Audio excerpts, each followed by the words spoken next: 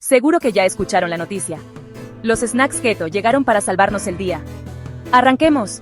Primero, los chips de queso crocantes. Llenos de proteína y cero carbohidratos, son lo ideal cuando necesitas algo crocante rapidito. Después, tenemos rodajas de palta. Llenas de grasas saludables, te van a mantener lleno y son súper fáciles de preparar. Solo cortás, le pones un poquito de sal y listo.